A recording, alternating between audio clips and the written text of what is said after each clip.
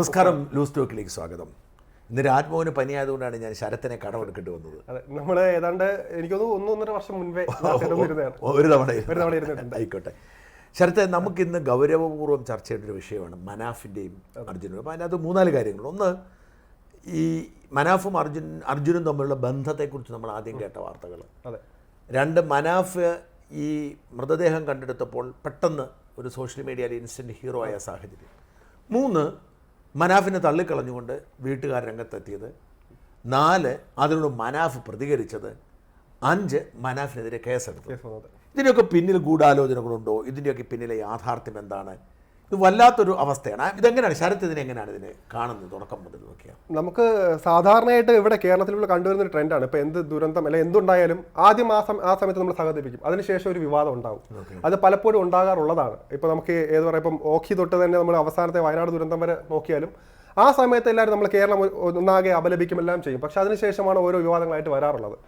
മാത്രമല്ല, ഒരു വാർത്താ വിഷയം ഒരു മാധ്യമങ്ങൾ അതിനകത്ത് ഇടപെട്ടോ അത് വലിയ രീതിയിലുള്ള ചർച്ചകൾക്ക് വഴിവെക്കും. ഇപ്പോൾ പൊതുവെ പറയുകയാണെങ്കിൽ ആ കുടുംബങ്ങളുടെ 4-5 പേരിൽ ഒതുങ്ങേണ്ട കുടുംബത്തിൻ്റെ വാർത്ത അവരിൽ അറിയേണ്ട ദുഃഖമെല്ലാം കോടിക്കണക്കിന് മലയാളികളുടെ കൂടെയായി. അപ്പോൾ സ്വാഭാവികമായിട്ടും ആ തരത്തിലേക്ക് ചർച്ചകൾ വഴിമാറി. അപ്പോൾ അതൊക്കെ അതിൻ്റെ രീതിയിലാണ് സോഷ്യൽ മീഡിയ അതുപോലെ തന്നെ മാധ്യമങ്ങളെല്ലാം ഇടപെട്ട് കഴിഞ്ഞാൽ ഇത്തരത്തിൽ വ്യാപകമായിട്ടില്ല. അത് നേരിടാൻ നമ്മൾ ആ കോൺസിക്വൻസസ് ആയാലും അതുപോലെ തന്നെ അതിൻ്റെ നല്ല വശമായാലും ചീത്ത വശമായാലും അത് നേരിടാൻ നമ്മൾ ബാധ്യസ്ഥരാണ്. അതുകൊണ്ട് ഇപ്പോൾ അർജുൻ്റെ സംഭവമായാലും നമുക്കറിയാം ഇന്ത്യ ഒട്ടാകെ ചർച്ച ചെയ്തൊരു വിഷയമാണ്. അപ്പോൾ അതുകൊണ്ട് തന്നെ അതിന് ശേഷമുള്ള വാർത്തകളായാലും നല്ലതായാലും ചീത്തയായാലും അത് ഏറ്റെടുക്കാൻ നമ്മുടെ കുടുംബമായാലും അർജുൻ്റെ കുടുംബമായാലും അതുപോലെ തന്നെ തയ്യാറായി ഇരിക്കണം എന്നുള്ളൊരു കാരണമാണ് ഇവിടെ പറയുന്നത്. അതായത് അവർക്ക് കിട്ടിയ പബ്ലിസിറ്റിയും പിന്തുണയും ആ മൃതദേഹം കണ്ടെത്തുന്നത് വരെയുള്ള അന്വേഷണവും ഒക്കെ അതിൻ്റെ ഒരു തുടർച്ചയാണ് ഈ വിവാദവും.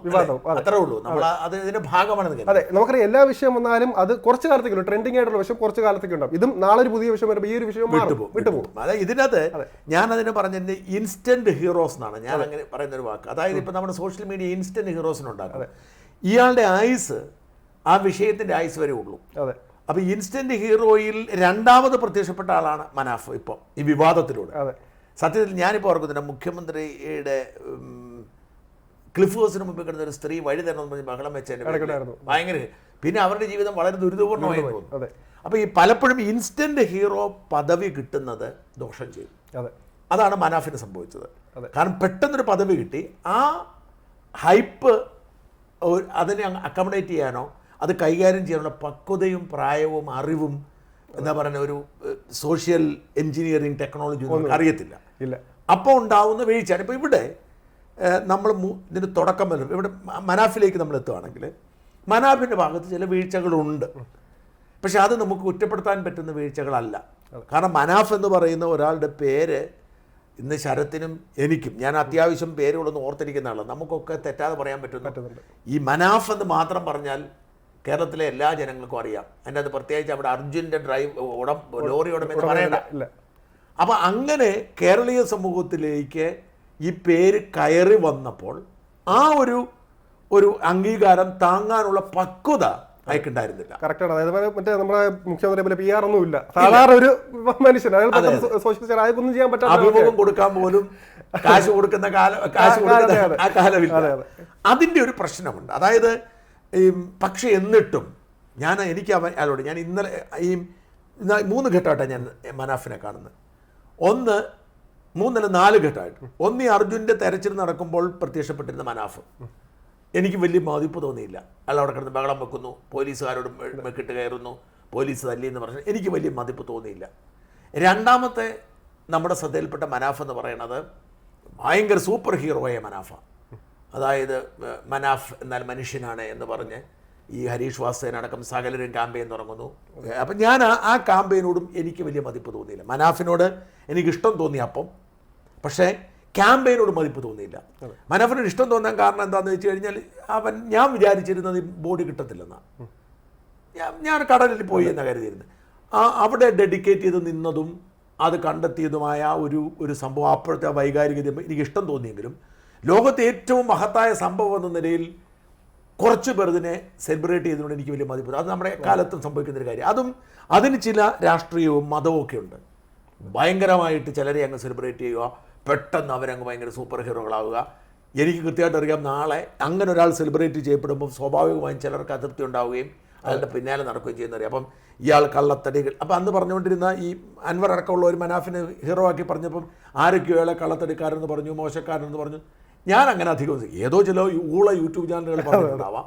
അതിനപ്പുറത്തേക്ക് ആരെങ്കിലും മനാഫിനെതിരെ ഒരു ക്യാമ്പയിൻ നടത്തി എനിക്കറിയത്തില്ല. പക്ഷെ എന്നിട്ടും ആക്കി ഇത് രണ്ടാ. അപ്പോഴും എനിക്ക് മതിപ്പ് തോന്നിയില്ല.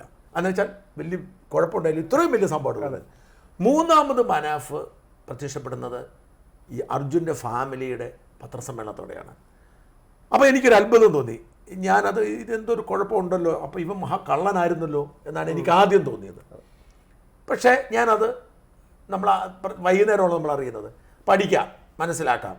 അപ്പം ഞാനത് ഇവൻ്റെ പൊയ്മുഖം തീർന്നു, ഇവൻ കള്ളനായിരുന്നു, ഇവനെക്കുറിച്ച് പറഞ്ഞ് എന്ന കാര്യത്തിൽ. പക്ഷേ 4ാം ഘട്ടം എന്ന് പറഞ്ഞ് പിറ്റേ ദിവസം ഇതിനെക്കുറിച്ച് വിശദമായി പഠിക്കുന്നു. മനാഫിൻ്റെ പ്രതികരണം എന്നെ അത്ഭുതപ്പെടുത്തി.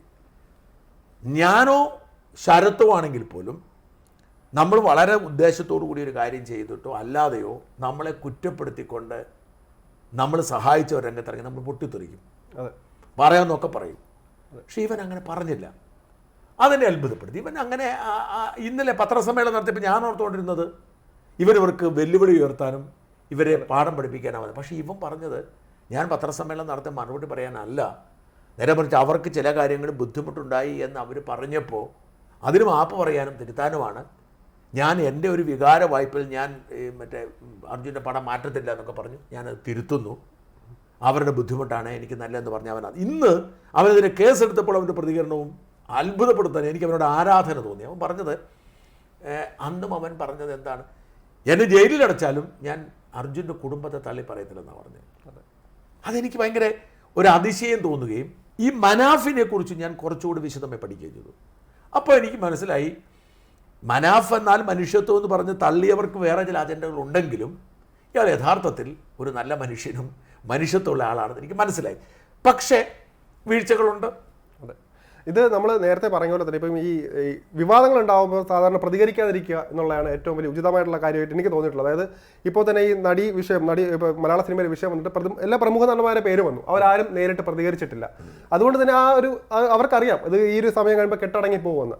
പക്ഷേ ഇവിടെ പറയുമ്പോൾ ഇത് വേറെ രീതിയിൽ നമുക്ക് ചിന്തിക്കേണ്ടിയിരിക്കുന്നു. മനാഫിൻ്റെ ഇങ്ങനെ അയാൾക്ക് ചിലപ്പോൾ സോഷ്യൽ മീഡിയയിൽ നിറങ്ങി നിന്നാൽ മതിയാകുമോ എന്ന രീതിയിൽ ഏത് രീതിയിൽ പ്രതികരണം. ഇപ്പം എനിക്ക് തോന്നുന്നു അങ്ങനെ പറഞ്ഞാൽ ഇപ്പം അർജുൻ്റെ കുടുംബത്തെ അനുകൂലിക്കുന്നവരും മനാഫിനോടൊപ്പം നിൽക്കും, മനാഫിനെ അനുകൂലിക്കുന്നവരും രണ്ട് വശമായിട്ട് നമുക്ക് ചേരി തിരിച്ചാൽ അങ്ങനെ രണ്ട് കൂട്ടരും നിൽക്കും എന്നുള്ള രീതിയിൽ നോക്കാം.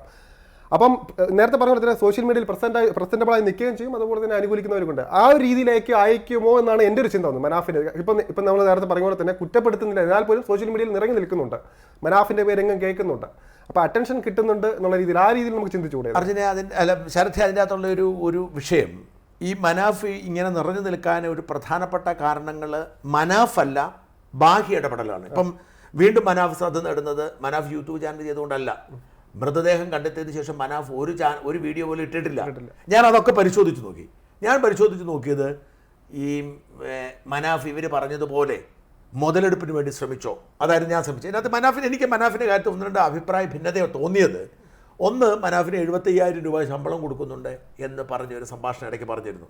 അത് ശരിയാവത്തില്ലല്ലോ, അത് മനഃപൂർവ്വം ഷൈൻ ചെയ്തായിരിക്കുമെന്ന് എനിക്ക് തോന്നി. 1. 2, എൻ്റെ കുട്ടിയാണ് 4ാമത്തെ മകനെ വളർത്തുമെന്ന് പറഞ്ഞു. എനിക്ക് അങ്ങോട്ട് അത് സ്വാഭാവികമായും അത് കുറേ തെറ്റായ വ്യാഖ്യാനങ്ങൾക്ക് കാരണമാണ്. പക്ഷേ ഈ പയ്യനെ പിന്നീട്, ഈ പയ്യനോ അറിയില്ല, ഈ മനാഫിനെ പിന്നീട് നമ്മൾ ശ്രദ്ധിച്ചപ്പോൾ ഈ പറഞ്ഞതൊക്കെ ആത്മാർത്ഥമായിട്ടാണ്. ഒന്ന്, ഈ പറയുന്ന ഞാൻ എൻ്റെ കുട്ടിയായി കരുതിക്കൊള്ളും എന്നൊക്കെ പറഞ്ഞ് വളരെ വൈകാരികമായൊരു പ്രസ്താവന. അതിൻ്റെ അർത്ഥം നാളെ ഒരുങ്ങി എൻ്റെ കുഞ്ഞാന്ന് പറഞ്ഞ് കൊണ്ടുപോകാനല്ല, അത് തെറ്റിദ്ധരിപ്പിക്കുന്നത്. മറ്റ് 75,000 രൂപയുടെ കാര്യത്തിൽ എനിക്ക് വളരെ കൗതുകമുണർത്തുന്നൊരു സംഗതി തോന്നിയത് 2 കാര്യങ്ങളുണ്ട്. ഒന്ന്, ഇയാളൊരു ദീർഘദൂര സർവീസ് നടത്തുന്ന ആളായിരുന്നു. അപ്പോൾ ഒരു ദിവസം 10,000 രൂപയൊക്കെ ചിലപ്പോൾ കൊടുത്തെന്ന് വരാം. ആ 10,000 രൂപ വെച്ച് ഇയാൾ ഒരു 7 ദിവസം വർക്ക് ചെയ്താൽ, ഇപ്പോൾ ഒരു 3 ദിവസത്തെ ഒരു ട്രിപ്പ് എന്ന് വെച്ചോളൂ, അപ്പോൾ 21 ദിവസം വർക്ക് ചെയ്താൽ 75,000 കിട്ടിയെന്ന് വരാം. എപ്പോഴും കിട്ടണമെന്നില്ല, കിട്ടിയിട്ടുണ്ടാവാം. മനാഫ് പറയുന്നു, ഞാൻ തെളിവ് തരാം, ഒപ്പിട്ട് വാങ്ങി എൻ്റെ പേപ്പർ തരാമെന്ന് പറയുന്നുണ്ട്. അപ്പോൾ അതെന്തിന് പറയുന്നു? പിന്നെ ഒരു ചോദ്യമുണ്ട്, അതെന്തിന് പറയുന്നു? ഇപ്പോൾ ഇവനൊരു ബുദ്ധിമുട്ട് അനുഭവിക്കുമ്പോൾ ഇവൻ്റെ ദാരിദ്ര്യമല്ലേ പറയേണ്ടത് എന്ന് വരുമ്പോൾ അതിന് അയാൾ പറഞ്ഞ ലോജിക്ക് കറക്റ്റാണ്. അത് പലർക്കും അറിയാത്തത് കൊണ്ടാണ്. ഇയാൾ മരിച്ചുപോയി, ഇയാൾക്ക് സർക്കാർ 7 ലക്ഷം രൂപ ഇപ്പോൾ കൊടുത്തെന്ന് തോന്നുന്നു. പലരും കൊടുത്ത് സന്നദ്ധ സംഘടന കൊടുക്കായിരിക്കും, അവർക്ക് വലിയ താല്പര്യമില്ല അതിനോട്. പക്ഷെ അതിനൊക്കെ അപ്പുറത്തേക്ക് അയാൾക്ക് അർഹതപ്പെട്ടത് അയാളുടെ ഇൻഷുറൻസ് തുകയാണ്. ആ ഇൻഷുറൻസ് തുക നിശ്ചയിക്കുന്നത്, അത് ലോ അറിയാവുന്നവർക്ക് അറിയത്തുള്ളൂ, ഒരാളുടെ ഇൻഷുറൻസ് തുക നിശ്ചയിക്കുന്നത് 2 ഘടകങ്ങൾ കൊണ്ടാണ്. ഒന്ന് അയാളുടെ പ്രായം, 2 അയാളുടെ ഏണിംഗ് കപ്പാസിറ്റി. അപ്പം ഈ 30 വയസ്സുള്ള അർജുൻ ഒരു മാസം 70,000 രൂപ ഉണ്ടാക്കുമെങ്കിൽ ഇവൻ 60 വയസ്സാകുമ്പോൾ ഇവൻ എത്ര രൂപ ഉണ്ടാക്കും എന്ന കാൽക്കുലേഷൻ. ഈ 30 വയസ്സുള്ള ഒരാൾക്ക് 1 രൂപ പോലും ശമ്പളം ഇല്ലെങ്കിൽ അവന് വിലയില്ല. അവന് സർക്കാർ ഉദ്യോഗം ഉണ്ടെങ്കിൽ അവൻ ആ റിട്ടയർ ചെയ്യുമ്പോൾ കിട്ടുന്ന ശമ്പളമായിരിക്കും കാൽക്കുലേറ്റ് ചെയ്യുന്നത്. അവന് സ്വകാര്യ കമ്പനിയാണെങ്കിൽ എത്രമാത്രം. അപ്പോൾ ഇതൊക്കെ നോക്കിയിട്ടാണ് ഇൻഷുറൻസ് കൊടുക്കുന്നത്. അപ്പോൾ ഇവൻ 70,000 രൂപ ഒരു മാസം വരുമാനമുണ്ട് എന്ന് ഇയാൾ പറയുന്നതിൻ്റെ അർത്ഥം, ലക്ഷ്യം ഇവന് നല്ല നഷ്ടപരിഹാരം കിട്ടാനാണ് എന്ന് പറഞ്ഞതിന് ലോജിക്കുണ്ട്. പലരും ട്രോളി കണ്ടിട്ടുണ്ട്, ലോജിക്കുണ്ട്. അപ്പോൾ അങ്ങനത്തെ വീഴ്ചകൾ നമുക്ക് മറച്ചു വെക്കാം. പിന്നെ നിങ്ങൾ പറഞ്ഞ എന്തായാലും നിങ്ങൾ സൂചിപ്പിച്ചൊരു കാര്യം, എന്നോട് ചോദിച്ചൊരു കാര്യം എന്നായിരുന്നു? ഇപ്പോൾ മനാഫ് പറയുന്നത് 2 ഭാഗത്തുനിന്ന്, അതായത് ഇപ്പോൾ പ്രസന്റബിൾ ആയിട്ട് നിൽക്കുന്നുണ്ട്, പക്ഷെ അവരെ തള്ളി പറയുന്നതുമില്ല, അർജുന്റെ കുടുംബത്തെ തള്ളി പറയുന്നില്ല. തള്ളി പറഞ്ഞാൽ മനാഫിനെതിരെ തിരിയും ആൾക്കാർ. അതുകൊണ്ട് തന്നെ ഇപ്പോൾ പ്രസന്റബിൾ ആയി നിൽക്കുന്നുണ്ട്. അതുപോലെ തന്നെ അർജുന്റെ കുടുംബവും കുടുംബത്തിനൊപ്പം നിൽക്കുന്നവരും മനാഫിനെ അനുകൂലിക്കുന്നവർ എല്ലാവരും കൂടെ ചേരുകയാണ് അതിന്റെ കൂടെ. അവിടെ ഞാൻ ചോദിക്കുന്ന ഒരു ചോദ്യം, ഈ മുതലെടുപ്പായിരുന്നു ലക്ഷ്യമെങ്കിൽ, അവിടെയാണ് ഞാൻ നമ്മുടെ മുതലെടുപ്പായിരുന്നു ലക്ഷ്യമെങ്കിൽ, മുതലെടുപ്പ് എന്നല്ല പറയുന്നത്, മുതലെടുപ്പല്ല. ഇപ്പൊ സോഷ്യൽ മീഡിയയിൽ വന്നു കഴിഞ്ഞു, പേര് വന്നു കഴിഞ്ഞു. അപ്പൊ സ്വാഭാവികമായിട്ടും തന്റെ നിലനിൽപ്പിനാണ് ഇപ്പൊ നോക്കുന്നത് മനാഫിന്റെ. മാത്രമല്ല ഇതിനകത്ത് വേറൊരു കാര്യം പറയാനുള്ളത്, ഇപ്പം അർജുന്റെ കുടുംബം നേരത്തെ പറഞ്ഞ പോലെ തന്നെ അർജുന്റെ കുടുംബം പരസ്യമായിട്ട് ഇറങ്ങിയിരിക്കുകയാണ്. അവർ ചെയ്തൊരു പോരായ്മ എന്ന് തോന്നിയിട്ടുള്ളതാണ്. ഇപ്പൊ പരസ്യമായിട്ട് ഒരു വാർത്താ സമ്മേളനം നടത്തുമ്പോൾ തന്നെ അത് സ്വാഭാവികമായിട്ടും വരേണ്ട ഒരു കാര്യം. നേരത്തെ പറഞ്ഞ പോലെ തന്നെ നമ്മൾ എല്ലാവർക്കും ഉത്തരം നൽകേണ്ടി വരും. അതായത് ഇപ്പോൾ നേരത്തെ ഒരു കുടുംബത്തിനകത്ത് മാത്രം ഉത്തരം നൽകേണ്ടത്, ഇപ്പോൾ കേരളക്കാരെ മൊത്തം ഉത്തരം നൽകേണ്ടത്. അപ്പോൾ ഓരോരുത്തരുടെ ചോദ്യങ്ങളും സോഷ്യൽ മീഡിയയിലൂടെ വരികയാണ്.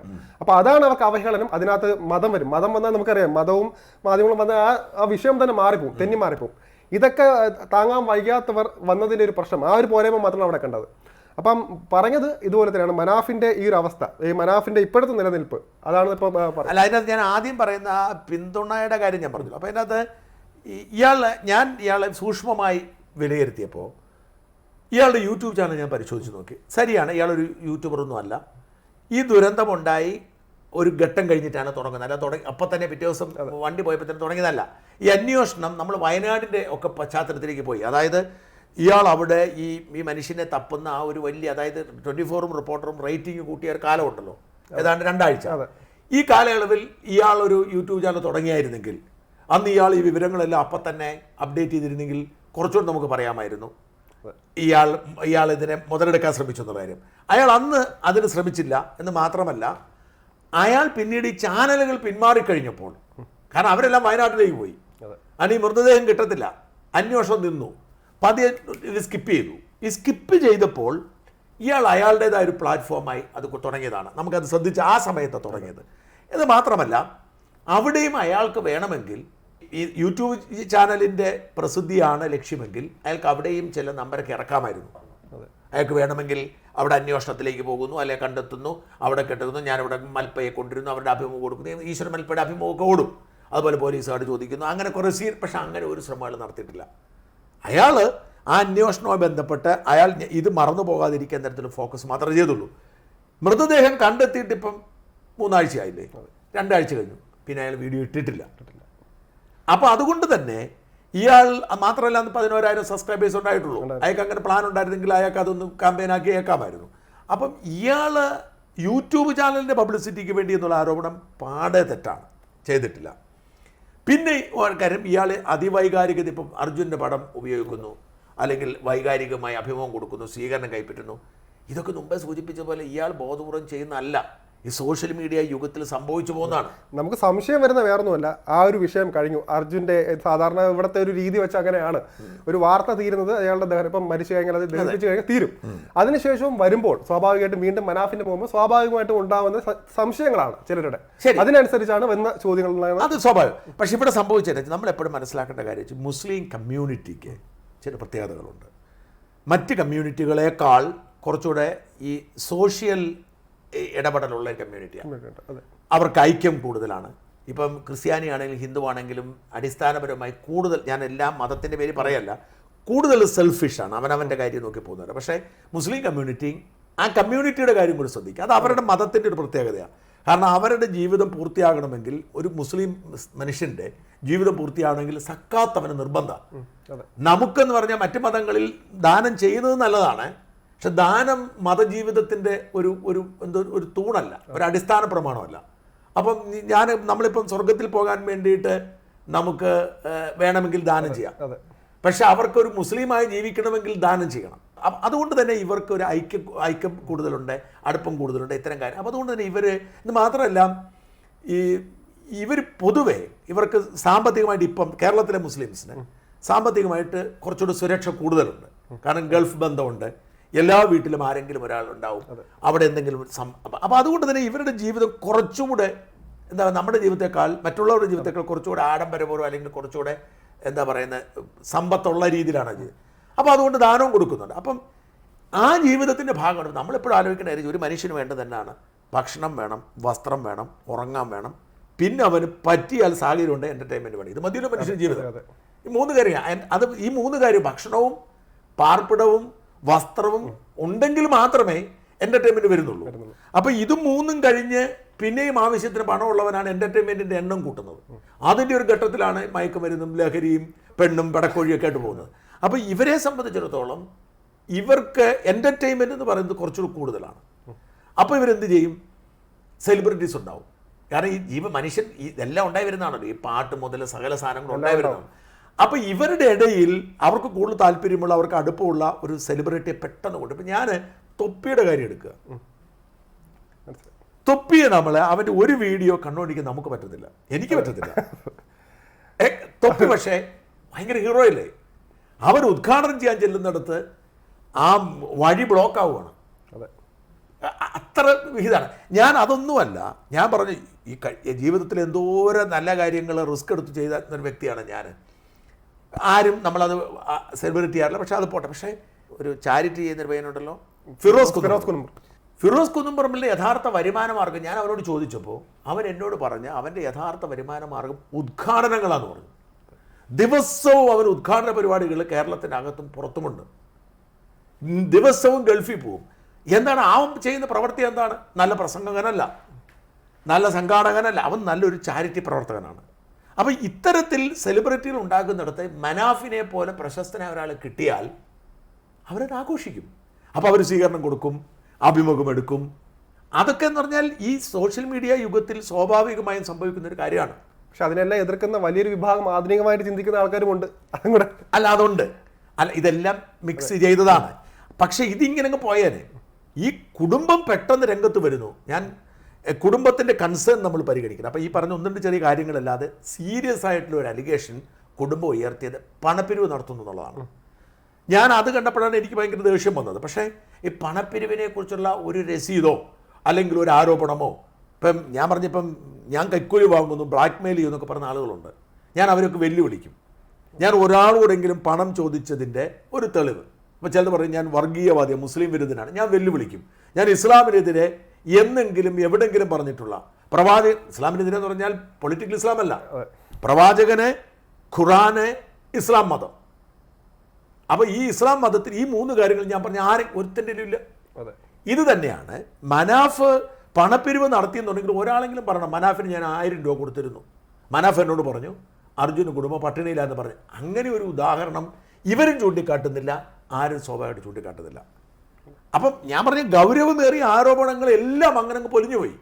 അതിന് മറ്റൊരു കാരണം എന്ന് പറയുമ്പോൾ മനാഫ് എന്ന് പറയുമ്പോൾ ഇവരെല്ലാം റെപ്രസെന്റ് ചെയ്തിട്ടുള്ള ആളാണ്. ഇപ്പം പണപ്പിരിവ് എന്ന് പറയുന്നത് നമുക്ക് പറയാൻ പറ്റും. ഇപ്പം മാധ്യമങ്ങൾ മനാഫിന്റെ അർജുന്റെ പേര് വെച്ച് പണം പിരിച്ചിട്ടില്ല എന്ന് നമുക്ക് പറയാൻ പറ്റുമോ? അവരടക്കം എല്ലാവരും അതൊരു വാർത്തയാക്കി ആഘോഷമാക്കി പലരും അതിന്റെ പങ്ക് പറ്റിയിട്ടുമുണ്ട്. അതൊന്നും ചാരിറ്റിക്ക് കൊടുത്തിട്ടില്ല, ആ കുടുംബത്തിന് എത്ര കൊടുത്തിട്ടുണ്ട്. അങ്ങനെയാണെങ്കിൽ ഇതിന്റെ 1ാം പ്രതികൾ മാധ്യമങ്ങളാണ്, പ്രത്യേകിച്ച് റിപ്പോർട്ടർ ചാനൽ 24. കാരണം ഇതിനെ അതിവൈകാരികം, ഞാൻ പറഞ്ഞ ഇത് നമ്മുടെ നാട്ടിൽ ഇഷ്ടംപോലെ അപകടങ്ങൾ സംഭവിക്കുന്നുണ്ട്, ഇഷ്ടംപോലെ മരണം സംഭവിക്കുന്നുണ്ട്. ഇതൊരു പെക്യൂലിയർ സംഭവമായി മാറിയ ഒരേ ഒരു പ്രത്യേകത ലോറി കണ്ടില്ല എന്നുള്ളതാണ്. ഇത്രയും വലിയൊരു ലോറി, ഇപ്പം ഞാൻ പറഞ്ഞ ഒരുപാട് വിമാനാപകടങ്ങൾ ഉണ്ടായിട്ടുണ്ട്. എങ്കിലും ലോകത്തിന് അത്ഭുതമായിരിക്കുന്നത് 10 വർഷം മുമ്പ് മലേഷ്യയിൽ നിന്ന് പോയ വിമാനമാണ്. കാരണം ആ വിമാനം എവിടെയെന്ന് ആർക്കും അറിയില്ല. ആകാശത്തേക്ക് പറന്നുപോയ വിമാനം എവിടെയെന്നും ആർക്കും അറിയാത്തത് കൊണ്ട് ആ വിമാനത്തെക്കുറിച്ചുള്ള വാർത്തകൾ ഇന്നും ജനം കാണും. ആ സമയം എത്രയോ വിമാനങ്ങൾ തകർന്നു വീണിട്ടുണ്ട്. നമ്മുടെ എയർ ഇന്ത്യയുടെ ഒരു വിമാനം സിഖ് ഭീകരർ വെടിവെച്ച് കത്തിച്ച് കളഞ്ഞിരുന്നല്ലോ. അങ്ങനെ എത്രയോ വിമാനങ്ങൾ പോയിട്ടുണ്ട്, ആർക്കും ഒരു വിഷയമല്ല. അതുപോലെ തന്നെയാണ് ഈ ലോറി കാണാതെ പോയി എന്നുള്ളതൊരു ഓടിക്കൊണ്ടിരിക്കുന്ന ലോറി എവിടെയെന്ന് അറിയില്ല, മണ്ണ് മുഴുവൻ മാതി നോക്കി ഇല്ല, പുഴയെ നോക്കി ഇല്ല. ആ ഒരു കൗതുകത്തെ ഒരു സമൂഹത്തിൻ്റെ കൗതുകവും ജിജ്ഞാസയുമാക്കി വളർത്തിയതും ഈ അർജുനെ അതൊക്കെ എന്താ അടിസ്ഥാനത്തിലാണ് നമ്മൾ എപ്പോഴും ശ്രദ്ധിക്കുന്നത്. അവിടെയാണ് ഞാൻ പറയുന്നത് ചാനലുകളുടെ കള്ളത്തരങ്ങൾ. ഈ അർജുൻ്റെ കുടുംബത്തോടും ഈ നാട്ടിലെ ജനങ്ങളോടും 24 റിപ്പോർട്ട് ചെയ്ത ഏറ്റവും വലിയ ദ്രോഹം എന്താണെന്ന് വെച്ച് കഴിഞ്ഞാൽ 2 ദിവസം വരെ അർജുൻ്റെ GPS വർക്ക് ചെയ്തു, പിന്നെ ഒരു ദിവസം വരെ ഫോൺ റിങ് എന്നുള്ള കള്ളക്കഥകൾ എഴുതിയത്. സത്യത്തിൽ ഇതെല്ലാം ആ സമയത്ത് അവസാനിച്ചു പോയതാണ്. ഈ കള്ളക്കഥകൾ എഴുതി അർജുൻ ജീവനോടെ ഇരിക്കുന്നു എന്നൊരു തോന്നലുണ്ടാക്കി കൊടുത്തു. അവിടെയും അവർ ശ്രദ്ധിക്കേണ്ടത് എന്താണെന്ന് വെച്ചാൽ ഈ വാഹനത്തിൻ്റെ പ്രത്യേകത പറയാം. വാഹനം AC ആണ്, എയർ കൊണ്ടുവരും, ഈ ബോക്സ് ക്യാബിന് പ്രത്യേകതകളുണ്ട്, എയർ കൊണ്ടുവരും, അതുകൊണ്ട് അവിടെ ഉണ്ടാകും എന്നൊക്കെ പറഞ്ഞ് ജനങ്ങളെ തെറ്റിദ്ധരിപ്പിച്ച് ഈ വാർത്തയുടെ ആയുസ് അവർ കൂട്ടി. സത്യം പറഞ്ഞാൽ ഒരാഴ്ചയ്ക്ക് ശേഷം അർജുൻ ഇല്ല എന്ന് കരുതേണ്ടതാണ്. അപ്പം ഈ ഒരു പശ്ചാത്തലത്തിലാണ് ഇതെല്ലാം ഇത്രയും വാർത്ത. അതുകൊണ്ട് ഞാൻ പറഞ്ഞുതരാം, ഇങ്ങനെയാണെങ്കിൽ ഇത് മുതലെടുത്തതും മാർക്കറ്റ് കൂട്ടിയതും കാശുണ്ടാക്കിയതും ഒക്കെ ചാനലുകളാണ്, പ്രത്യേകിച്ച് 2 ചാനലുകൾ, റിപ്പോർട്ടർ 24-ഉം. അവരോടാണ് വാസ്തവത്തിൽ ഈ അർജുൻ്റെ കുടുംബം പ്രതിഷേധിക്കേണ്ടത്, അവരോട്. എന്ന് മാത്രമല്ല, ഈ പറയുന്ന കുടുംബത്തെ ഏതാണ്ട് സ്പോൺസർ ചെയ്ത പോലെ ആയിരുന്നു റിപ്പോർട്ടർ ചാനലിൻ്റെ ഇടപെടൽ. അപ്പോൾ ഇതിൻ്റെ ഇടയിൽ മനാഫിൻ്റെ പുറത്ത് കയറിയത് മാത്രം എനിക്ക് പിടിയിട്ടിട്ടില്ല. അതിനൊരു തെളിവ് അവർ പുറത്തു കൊണ്ടുവന്നിട്ടില്ല. പക്ഷേ ഞാൻ അവരെ കുറ്റം പറയുന്നില്ല. കാരണം അവരെ സംബന്ധിച്ചിടത്തോളം, ആ കുടുംബത്തെ സംബന്ധിച്ചിടത്തോളം അർജുൻ്റെ ഓർമ്മ അവർക്ക് വളരെ വൈകാരികമായ സാധനമാണ്. അപ്പോൾ അർജുൻ്റെ ഓർമ്മ ഇങ്ങനെ തുടരുന്നതും ഈ തരത്തിൽ തുടരുന്നതും അതിന് പേരിൽ ചില ആളുകൾ എടുക്കുന്ന കുറച്ച് ബുദ്ധിമുട്ടായി കാണാം. പക്ഷെ നമ്മൾ ഇതിനകത്ത് മെയിനായിട്ട് നോക്കേണ്ടത് അവരുടെ കുടുംബത്തിൻ്റെ ഒരു പ്രൈവസി, ഇതെല്ലാം മെയിനായിട്ടൊരു കാര്യമാണ്. അതിനപ്പുറത്തേക്ക് കടന്നു കയറുമ്പോൾ ഉണ്ടാകുന്നൊരു മാനസികാവസ്ഥ നമുക്കറിയാം. ഏതാണ്ട് ആദ്യ ദിവസം കാണാതായ ദിവസം മുതൽ ഏതാണ്ട് 50 ദിവസം വരെ നമുക്ക് കണക്കാക്കാം. ആ ദിവസങ്ങൾ ജീവനോടെ ഉണ്ടോ മരിച്ചോ എന്നറിയാതെ നിൽക്കുന്ന ഒരു കുടുംബം. ആ ഒരു മാനസികാവസ്ഥ ആലോചിച്ചിട്ട് വേണം നമ്മൾ ബാക്കിയുള്ള കാര്യങ്ങൾ കൂടെ പറയാൻ. മനാഫിൻ്റെ കാര്യം വരുമ്പോൾ അത് തന്നെ ആ സമയത്ത് തന്നെ പല കാര്യങ്ങളും വരുന്നത് നിറഞ്ഞു നിൽക്കുന്നുണ്ട്. ഒന്നും അറിയാതെ നമ്മൾ മനസ്സിലാക്കേണ്ട ആദ്യമായിട്ട് അവർക്ക് പ്രൈവസി എന്നൊരു സംഭവം വേണം തോന്നിയിട്ടുണ്ട് അതിനകത്ത്, അവരുടെ ഒരു രീതി. അപ്പോൾ അതിനകത്ത് ഈ പല കഥകളും വരുമ്പോഴത്തേക്കും അവരുടെ പ്രതികരണം ചിലപ്പം നമുക്ക് മാതൃകാപരമായിരിക്കണമെന്നില്ല. ആ രീതിയിൽ കൂടെ കണ്ടുകൂടെ നമുക്ക്. അല്ല, അത് ഞാൻ അംഗീകരിക്കുന്നു. അവരുടെ പ്രൈവസി അവരറിയാതെ നഷ്ടപ്പെട്ട ഒരു പ്രൈവസിയാണ്. ആദ്യം അവർക്ക് പ്രൈവസി പിടിച്ചു നിൽക്കാൻ പറ്റത്തില്ല, കാരണം അവരുടെ മകനെ അവർക്ക് കണ്ടെത്തണമായിരുന്നു. പക്ഷേ പിന്നീട് അവർ ആ പ്രൈവസിയിലേക്ക് മടങ്ങാൻ ആഗ്രഹിച്ച് കാണണം. അപ്പം ആ ഒരു ഭാഗം കറക്റ്റാണ്, ഞാനതിനോട് ഒരു എതിർപ്പില്ല. എങ്കിൽ പോലും ഞാൻ സംശയിക്കുന്നത് ഈ ഒരു വിവാദത്തിൻ്റെ പശ്ചാത്തലത്തിൽ ആ കുടുംബമാണെന്നല്ല. കാരണം എൻ്റേതായ ഒരു അന്വേഷണം ഞാൻ വീണ്ടും നടത്തി. പലപ്പോഴും ഒരു വിവാദം ഉണ്ടാകുമ്പോൾ നമ്മൾ വീണ്ടും അന്വേഷിക്കും. ഈ അർജുൻ്റെ കുടുംബവും മനാഫിൻ്റെ കുടുംബവും മനാഫും നല്ല ബന്ധത്തിലായിരുന്നു. കാരണം അർജുൻ വളരെ ശാന്തനായ നല്ല സ്നേഹമുള്ളൊരു മനുഷ്യനാണ്. മനാഫിനോട് ഭയങ്കര ഇഷ്ടമായിരുന്നു. മനാഫ് ഒരു ലോറി ഉടമ, അവിടെയും ഈ ഉടമ എല്ലാം എന്ന് പറഞ്ഞ് ചിലർ തർക്കം ഉണ്ടാക്കുന്നുണ്ട്. അതൊക്കെ വെറും ബാലിശമായ സാധനം. ഇപ്പം ഞാൻ ഓടിക്കുന്ന വണ്ടി എൻ്റെ ആവണമെന്നില്ല, എൻ്റെ കമ്പനിയുടെ ആയിരിക്കും. ആ കമ്പനി എൻ്റെ മാത്രമായിരിക്കണമെന്നില്ല. പക്ഷേ ടെക്നിക്കലി അത് കമ്പനിയുടെ ആണെങ്കിലും അത് ഓടിക്കുന്നത് ഞാനായിരിക്കുന്നിടത്തോളം കാലം അത് എൻ്റെ വണ്ടിയാണ്. അതുപോലെ തന്നെ ഇതുള്ളൂ. ഇപ്പം ഇതിനകത്ത് പലരും പറയുന്നുണ്ട് അവൻ്റെ അല്ല, ഓണർ സഹോദരനല്ലേ. അപ്പം സഹോദരൻ്റെ പേരിലേക്ക് വാങ്ങിയത് ഇവൻ തന്നെ ആയിക്കൂടാഴിയുണ്ടോ ഇത്? അപ്പം ഇതൊക്കെ വെറും സാങ്കേതിക കാര്യങ്ങൾ പറഞ്ഞുകൊണ്ട് ഉടമയല്ല, കള്ളത്തരം. ഇപ്പം ഞാൻ ആ വാർത്തയൊക്കെ വന്നപ്പോൾ ഞാനൊന്നും മഹാകള്ളനാണല്ലോ, ഇവൻ്റെ വണ്ടി പോലും അല്ലാതെ ഇത് ഇത്തരം വഷളാക്കിയല്ലോ എന്നൊക്കെ ഞാൻ. അപ്പം അങ്ങനെയാണെങ്കിൽ റോബിൻ വേറെ ആരുടെ വണ്ടിയാണ്? റോബിൻ അത് ലീസിനെടുത്ത് ചെയ്തുകൊണ്ടിരിക്കുന്ന ബസ് ഉടമ എന്ന് പറഞ്ഞാൽ റോബിനെ കുറിച്ച് വാർത്ത വന്നിട്ടുണ്ട്. അപ്പോൾ എനിക്കൊരു ഗൂഢാലോചന ഞാൻ സംശയിക്കുന്നതും ഞാൻ വിശ്വസിക്കുന്നതും ഇതിൻ്റെ പിന്നിൽ സർക്കാരിൻ്റെ കറുത്ത കരങ്ങളുണ്ടെന്നാണ്. നമ്മൾ ശ്രദ്ധിക്കുന്ന കാര്യം, ഇപ്പം ഈ മനുഷ്യർ എത്ര വിഡ്ഢികളാണ് എന്നതിൻ്റെ തെളിവ് അർജുൻ ഹിന്ദു ആയതുകൊണ്ടും മനാഫ് മുസ്ലിം ആയതുകൊണ്ടും പെട്ടെന്ന് അതിനകത്ത് വർഗീയത വന്നു. അറിയാതൊരു വർഗീയത വന്നു. ഈ വിഷയത്തിൻ്റെ ആഴത്തിലേക്ക് മനസ്സിലാക്കാതെ ചിലർ മനാഫിൻ്റെ ആരാധകർ കുറേയധികം ആളുകൾ ഈ ഒരു വിഷയത്തിൽ ഈ അർജുൻ്റെ ഫാമിലി അവഹേളിച്ചുകൊണ്ടും മോശം പറഞ്ഞുകൊണ്ടും ഒക്കെ കുറേ സാധനം ഇട്ടു. നമ്മൾ മനസ്സിലാക്കേണ്ടത് ഇത് ആദ്യം ഈ അർജുൻ്റെ കുടുംബത്തിനെതിരെ സൈബർ ആക്രമണം ഉണ്ടായത് ഇപ്പോഴല്ല, ഈ ബോഡി കണ്ടെത്തുന്നതിന് മുമ്പാണ്. അന്ന് ആരാണ് അർജുന കുടുംബത്തെ സൈബർ ആക്രമണം നടത്തിയത്? സംഘപരിവാർ താല്പര്യമുള്ള ആളുകളാണ്. കാരണം സൈന്യത്തെ അപമാനിച്ചു എന്ന് പറഞ്ഞ ഓർമ്മ, അത് നമ്മൾ മറന്നുപോയി. അർജുൻ്റെ അമ്മ സൈന്യത്തെ പരിഹസിച്ചു എന്ന തരത്തിൽ വാർത്ത വരികയും അതിൻ്റെ പേരിൽ സൈബർ ആക്രമണം ഉണ്ടാവുകയും അതിൻ്റെ പേരിൽ പരാതി കൊടുക്കുകയും ചെയ്തിരുന്നു. അന്ന് പല കേസുകളും എടുത്തിരുന്നു. ഇപ്പോൾ അർജുന കുടുംബത്തെ സൈബർ ആക്രമണം നടത്തുമെന്ന് പറഞ്ഞ് പരാതി നിൽക്കുന്നതും വില്ലൻ വേഷം നിൽക്കുന്നതും സുഡാപ്പി എന്ന് ആരോപിക്കപ്പെടുന്ന മുസ്ലിം വിഭാഗത്തിൽപ്പെട്ട ആളുകളാണ്. ഇത് ആ ട്വിസ്റ്റ് നമ്മൾ മറക്കരുത്. ഏറ്റവും പ്രധാനപ്പെട്ട കാര്യം ഇതാണ്. ഈ അർജുൻ്റെ കുടുംബത്തെ സൈബർ ആക്രമണം നടത്തിയത് സൈന്യത്തിൻ്റെ പേരിൽ ഈ വഴി സോഷ്യൽ മീഡിയയിലെ സംഖ്യകളായിരുന്നു. തിരിച്ച് അർജുനെ പിന്തുണയ്ക്കുന്നതും മനാഫിനെ സൈബർ ആക്രമണം നടത്തുന്നതും ഈ അതേ സംഖ്യകൾ എന്ന് പറയുന്നവരാണ്. അർജുൻ്റെ കുടുംബത്തെ അപമാനിക്കുന്നത് അന്ന് പറഞ്ഞുകൊണ്ടിരുന്ന സുഡാപ്പികളാണ്. ഞാൻ ഈ സുഡാപ്പി സംഖ്യ എന്നൊക്കെ പറഞ്ഞ് സോഷ്യൽ മീഡിയയുടെ വാക്ക് പറയുന്നതാണ്, അവരുടെ വാക്ക് പറയുന്നതാണ്. അപ്പോൾ ഇത് തന്നെ യാഥാർത്ഥ്യം. ഞാൻ അതുകൊണ്ട് മനസ്സിലാക്കുന്നത് ശരത്തെ, ഇതിന് പിന്നിൽ CPM ഒരു ഗൂഢാലോചനയുണ്ട്. കാരണം ഈ CPM ഒരു പ്രത്യേകത എന്ന് പറയുന്നത് അവർ ദുരന്തം വിറ്റ് ജീവിക്കുന്നവരാണ്. ആഘോഷിക്കും. ദുരന്തമാണ് അവരുടെ ഒരു ആത്മബലം എന്ന് പറയുന്നത്.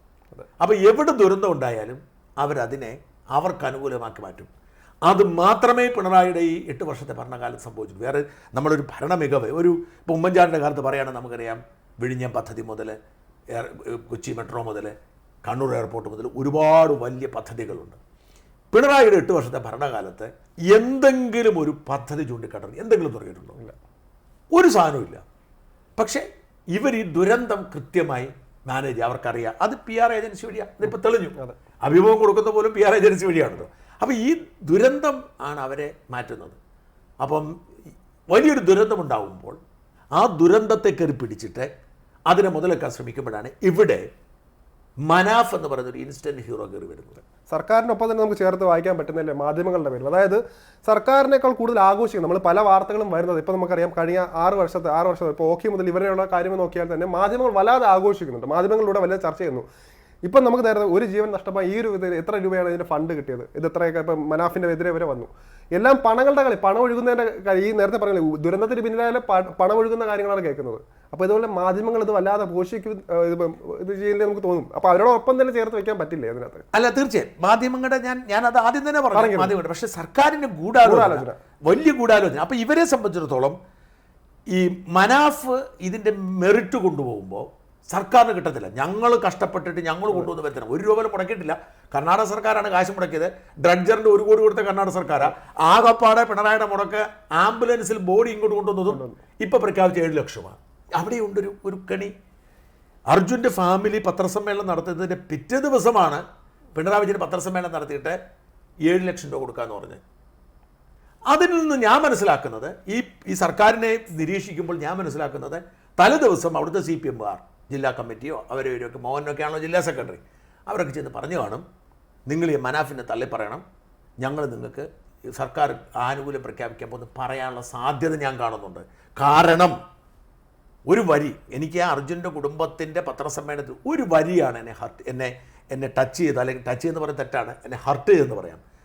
സർക്കാരുണ്ട് ഞങ്ങളെ സഹായിക്കാൻ, നിങ്ങളൊന്നും സഹായിക്കേണ്ടെന്ന് അവർ പറഞ്ഞു. സർക്കാരുണ്ട് ഞങ്ങളെ സഹായിക്കാൻ, സർക്കാർ ഞങ്ങളുടെ ഒപ്പമാണ് എന്ന് പറഞ്ഞതിനർത്ഥം ഇത് പറയിപ്പിച്ചതാണ്. അതുകൊണ്ട് എനിക്ക് തോന്നുന്നത് മനാഫിൻ്റെ കുടുംബത്തെ തള്ളിപ്പറയാൻ മനസ്സുള്ളത് കൊണ്ടല്ല. ഇനി ഞാൻ ഒരു കാര്യം തുറന്നും പറയാം, മനാഫിൻ്റെ കുടുംബവുമായി വളരെ ബന്ധമുള്ള കുടുംബത്തിലെ ഒരാളോട് ഞാൻ വേറൊരാൾ വഴി സംസാരിച്ചിരുന്നു. അയാൾ ഒരു സ്ത്രീയാണ്. അവരെന്നോട് പറഞ്ഞതും ചില സമ്മർദ്ദം ഉണ്ടായി എന്നാണ് ഞാൻ പറഞ്ഞ ആളോട്, എന്നോടല്ല, ഞാൻ പറഞ്ഞ ആളോട് പറഞ്ഞത് ചില സമ്മർദ്ദം ഉണ്ടായി എന്നാണ്. ആ സമ്മർദ്ദം സംഘിയുടെയോ സുഡാപ്പിയുടെയോ ഒന്നും അല്ല. ആ സമ്മർദ്ദം സർക്കാരിൻ്റെ CPMൻ്റെതാണ്. അതായത് സർക്കാർ ഇത്രമേൽ വിവാദം ഉണ്ടായിക്കൊണ്ടിരിക്കുമ്പോൾ സർക്കാർ മുഖം രക്ഷിക്കാൻ കിട്ടുന്ന ഒരവസരം, ആ അവസരം പ്രത്യേകിച്ച് ഇപ്പം PR ഒക്കെ വലിയ വിഷയമായിരിക്കുമ്പോൾ ആ അവസരം എന്ന നിലയിൽ അതിൻ്റെ മൈലേജ് ഈ മനാഫിന് കൊണ്ടുപോകാതിരിക്കാൻ വേണ്ടിയിട്ട് ഈ പാർട്ടി നടത്തിയൊരു ഗൂഢാലോചനയാവാനുള്ള സാധ്യത തള്ളിക്കളയാൻ പറ്റത്തില്ല ആണ് എന്ന് വിശ്വസിക്കുക. പ്രത്യേകിച്ച് ഈ ജോലിയും കൊടുത്തെന്ന് തോന്നുന്നു. സർക്കാർ ജോലി, അതാണ് ഞാൻ ചിന്തിച്ചൊരു കാര്യമാണ്. സർക്കാർ ജോലി, ഇപ്പോൾ സർക്കാർ ജോലിയിൽ നിൽക്കുകയാണ്. ഭാവിയിൽ ഇപ്പോൾ അർജുൻ്റെ ഭാര്യയ്ക്ക് ഈ കോൺസിക്വൻസസ് ഉണ്ടാവും. കാരണം അറിയാം, ഈ പാർട്ടിയെ നോയിപ്പിച്ചവരെ ആരെയും പിന്നെ അവർ വെറുതെ വിട്ടിട്ടില്ല.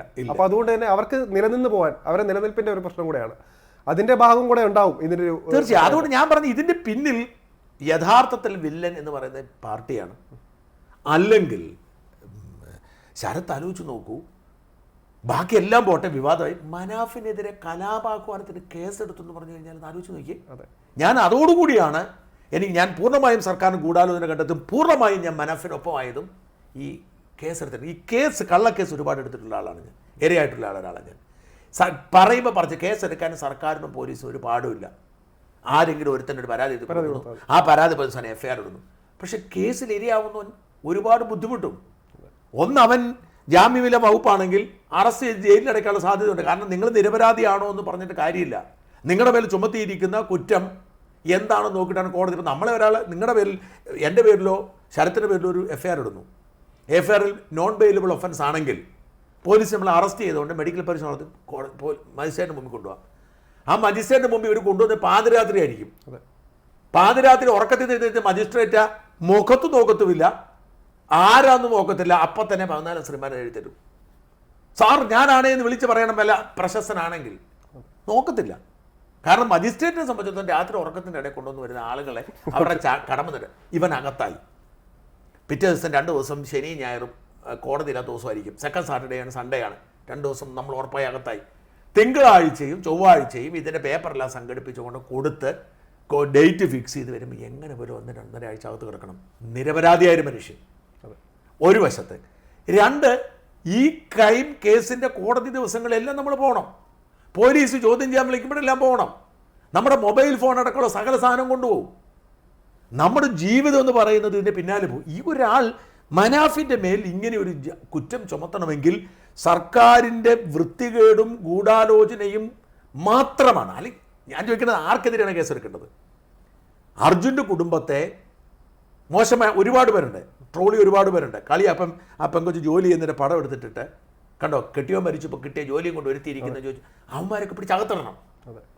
അല്ലെങ്കിൽ നിയമവിരുദ്ധമായി ഇപ്പോൾ ട്രോളി. പക്ഷേ മനാഫ് ജീവിതത്തിൽ ഒരു വാക്ക് അർജുന കുടുംബത്തിനെ പറഞ്ഞിട്ടില്ല.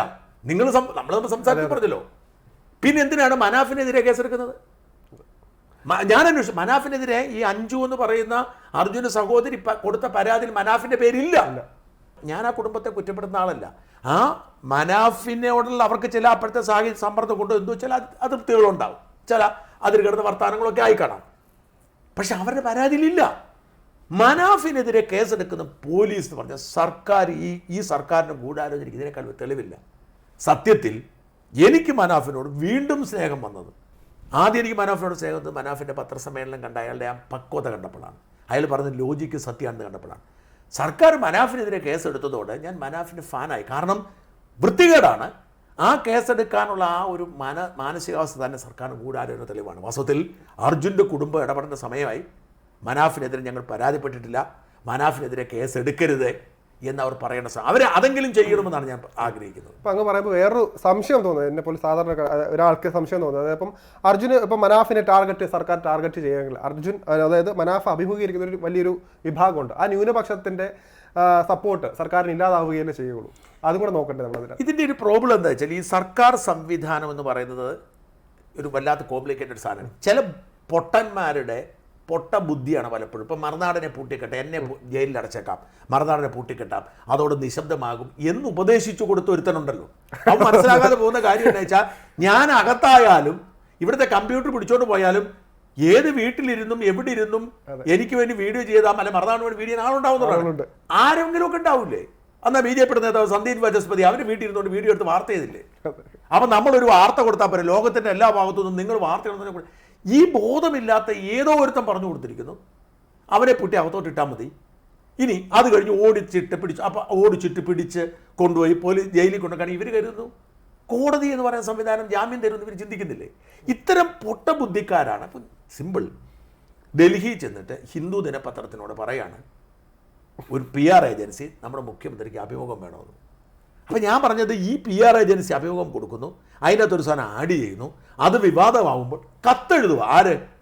ഹിന്ദുവിൻ്റെ എഡിറ്റർ റാമിന് ഈ PM മനോജ് എന്ന് പറഞ്ഞാൽ 10ാം ക്ലാസ് കുസ്തിയെ ഉണ്ടായിരിക്കും, മലയാളം ഇംഗ്ലീഷ് മലയാളം പോലും നന്നായിട്ട് എഴുതാൻ അറിയത്തില്ല. അയാൾ എവിടുന്ന് വാട്സാപ്പ് നോക്കിയിട്ട് മറ്റേന്താ AI ഇല്ലേ, AI നോക്കിയിട്ട് ഇംഗ്ലീഷ് എഴുതിയിട്ട് കത്തയച്ചിരിക്കും. ഒപ്പിടേണ്ട എവിടെയാണെന്ന് അറിയത്തില്ല, മറ്റേ ഇംഗ്ലീഷൊക്കെ കിട്ടി, ഒപ്പിടേണ്ട എവിടെയാണെന്ന് അറിയത്തില്ല.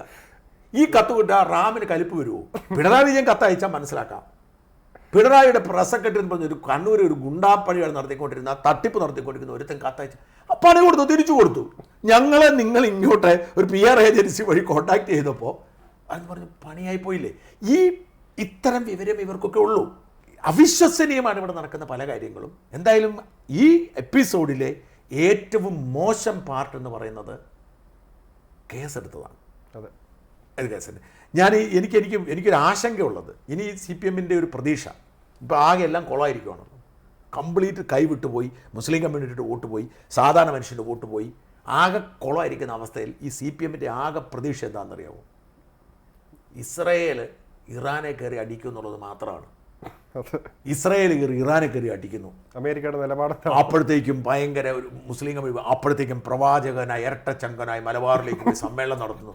ഇറാൻ ഇസ്രായേലിന്റെ കാടത്തത്വം അമിഷ്. ഈ പാവപ്പെട്ട മുസ്ലിങ്ങൾ വീണ്ടും പിണറായി സിന്ദാബാദ് വിളിക്കും. കാരണം അത്രയ്ക്കും നിഷ്കളങ്കരായ സത്യസന്ധരായ മനുഷ്യരാണ്. അവരപ്പത്തിന് വീണ്ടും കയറി പിണറായി ഇതെല്ലാം മറന്നു. ഇതാണ് നമ്മുടെ നാട്ടിൽ നടക്കുന്നത്. ഇത് തന്നെയാണ് ഭാവിയും കൂടെ മുന്നിൽ കണ്ടാണ് ഇപ്പോഴത്തെ പ്രവർത്തനങ്ങൾ നടത്തുന്നത്. പ്രവർത്തനം എല്ലാവരും പറ്റിച്ചുകൊണ്ടുള്ള പരിപാടി നടക്കും. എന്തായാലും മനാഫിനെ ഇതിൻ്റെ ഈ എപ്പിസോഡിൻ്റെ അകത്ത് നമ്മൾ ചുരുക്കി പറഞ്ഞാൽ എപ്പിസോഡിൻ്റെ അകത്ത് അർജുൻ്റെ കുടുംബത്തിൻ്റെ വേദന പ്രൈവസി നമ്മൾ അംഗീകരിക്കുന്നു. അതിന് കവിഞ്ഞ് അതിവൈകാരികതയെ വേറൊരാൾ മുതലെടുക്കാൻ ശ്രമിക്കുമ്പോൾ ഉണ്ടാവുന്ന പാളിച്ചകൾ നമ്മൾ. പക്ഷേ അതിന് കവിഞ്ഞു പോയി ആവശ്യമില്ലാത്തതായിരുന്നു ആ പത്രസമ്മേളനം. മനാഫ് അതിനോട് പ്രതികരിച്ചത് വളരെ പക്വതയോടുകൂടിയാണ്. അതിൻ്റെ പേരിൽ കേസെടുത്ത സർക്കാരാണ് ഇതിലെ യഥാർത്ഥ വില്ലന്മാർ. ഈ പറയുന്ന അർജുൻ്റെ ഫാമിലിയെയും മനാഫിനെയും ഒക്കെ വെച്ച് കാശുണ്ടാക്കി ബാർക്ക് റേറ്റിംഗ് കൂട്ടിയ ചാനലുകൾ ഇപ്പോൾ ഇവരുടെ ദുരന്തത്തിലും പ്രതിസന്ധിയിലും ആ മുതലെടുപ്പ് നടത്തി അവർ റേറ്റിംഗ് കൂട്ടുന്നു എന്നതാണ് ഇതിൻ്റെ ഏറ്റവും വലിയ ട്രാജഡി. എന്തായാലും മനാഫിനെതിരെയുള്ള കേസ് സർക്കാർ പിൻവലിക്കണമെന്ന് അർജുൻ്റെ കുടുംബം ആവശ്യപ്പെടും. അത്രയും മിനിമം മര്യാദയെങ്കിലും ഇവർ രണ്ടുപേരും പരസ്പരം സംസാരിക്കാൻ പ്രശ്നങ്ങളും അത്രയെങ്കിലും ചെയ്യണമെന്ന് അപേക്ഷിക്കുന്നു. നന്ദി.